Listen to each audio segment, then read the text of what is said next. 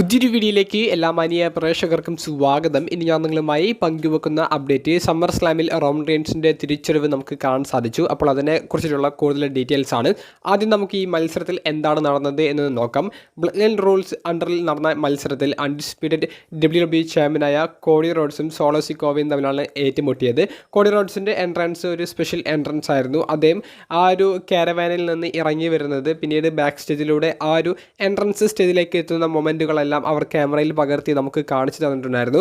അതിലൂടെ WWE hall of ഫെയിമറായ Arn Anderson കോഡിക്ക് കൊടുക്കുന്നൊരു മെസ്സേജ് ഉണ്ട്. അതായത് ആൻ ആൻഡേഴ്സൻ്റെ ഇൻഫ്ലുവൻസിലൂടെ കുറച്ച് പേരെ നിന്നെ സഹായിക്കാൻ വേണ്ടിയിട്ട് ഈ മത്സരത്തിൻ്റെ ഇടയിൽ കൊണ്ടുവരാൻ വേണ്ടി ഞാൻ ശ്രമിച്ചിട്ടുണ്ട്, ചിലപ്പോൾ അവരൊക്കെ വരും എന്നൊക്കെയുള്ള ഒരു മെസ്സേജ് കോഡിക്ക് കൊടുക്കുന്നുണ്ട്. അങ്ങനെയാണ് കോഡി റിങ്ങിലേക്ക് എത്തുന്നതും ആ മത്സരം ആരംഭിക്കുന്നതും. മത്സരം ആരംഭിച്ച് ഒരു സ്ലോ പേസ് ആയിട്ടുള്ള മത്സരം പോലെയാണ് മത്സരം മുന്നോട്ട് പോയത്.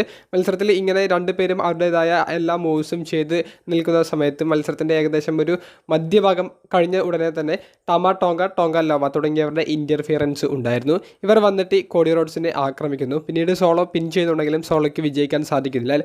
പെട്ടെന്ന് കെവിൻ ഓവൻസ് സേവ് ചെയ്യാൻ വേണ്ടി വരുന്നുണ്ട്. കെവിൻ ഓവൻസ് ഇങ്ങനെ ഇവരുമായി ഫൈറ്റ് ചെയ്ത് നിൽക്കുന്ന സമയത്ത് പിന്നെ റാൻഡി ഓട്ടൺ അങ്ങോട്ടേക്ക് കയറി വരുന്നു.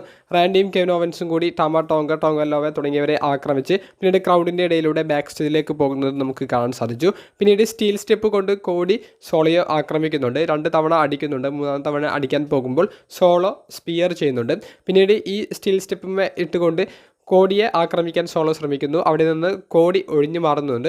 പിന്നീട് ജേക്കബ് ഫാറ്റുവിൻ്റെ ഒരു വരവും ജേക്കബ് ഫാറ്റു കോഡി റോഡ്സിനെ ആക്രമിക്കുന്നത് നമുക്ക് കാണാൻ സാധിച്ചു. കമൻറ്റേഴ്സ് ടേബിളിലേക്ക് കോഡിയെ കിടത്തിക്കൊണ്ട് ആ ടോപ്പ് റോപ്പിൻ്റെ മുകളിൽ കയറി ഒരു സ്പ്ലാഷ് മൂവ് ചെയ്യുന്നുണ്ട്. പിന്നീട് ജേക്കബ് ഫാറ്റുവിൻ്റെ കാലിന് ഇഞ്ചുറി പറ്റിയ പോലെ ജേക്കബ് ഫാറ്റു പറയുന്നുണ്ട്. അപ്പോൾ സോളോയോട് മത്സരം ഫിനിഷ് ചെയ്യാനും ആവശ്യപ്പെടുന്നുണ്ട്. അതിന് പ്രകാരം സോളോ കോഡിയെ എടുത്തുകൊണ്ട് റിങ്ങിൻ്റെ ഉള്ളിലേക്ക് ഇടുന്നു. എന്നിട്ട് സോളോയുടെ ഒരു സ്പ്ലാഷ് മൂവ് ടോപ്പ് റോപ്പിൻ്റെ മുകളിൽ നിന്ന് ചെയ്യുന്നു. അവിടെയും കോഡി പരാജയപ്പെടുന്നില്ല. ആ ഒരു നിമിഷമാണ് നമുക്ക് റോമൻ റെയിൻസിൻ്റെ മ്യൂസിക് പ്ലേ ആകുന്നത് കേൾക്കാൻ സാധിക്കുന്നത്. റോമൻ റെയിൻസിൻ്റെ റിട്ടേൺ. റോമൻ റെയിൻസ് ഓടി റിങ്ങിലേക്ക് വരുന്നു.